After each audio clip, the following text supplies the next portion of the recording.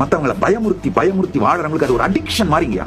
யாரு நம்மளை பார்த்தாலும் பயப்படணும். இல்லன்னா அது எப்படி நீ பயப்படாம இருக்கலாம்? போயா போயா, என்னெல்லாம் பயமுறுத்த முடியாதுயா. பயத்தால் உங்களை பயமுறுத்த முடியவில்லை என்றால் யாவானாலும் உங்களை ஏதும் செய்ய முடியாது. என்னை அழிக்க நினைக்கின்ற, என்னை எதிரியாக நினைக்கின்ற என் எதிரிகளுக்கெல்லாம் இருக்கின்ற ஒரே பிரச்சனை என்னன்னா, என்னை பயமுறுத்த முடியலையே.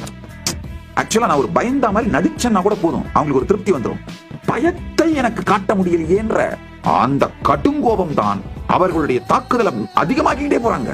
அது எப்படா ஒருத்தன் பயம் இல்லாம இருக்க முடியும்? நானா எங்க குலடே, நான் ஒரு கோயில் பரதேசி, என்னையெல்லாம் எங்கடா பயமுறுத்த முடியும்? போங்கடா போங்கடா அப்படின்ட்டு உட்காந்துட்டு இருக்கேன்.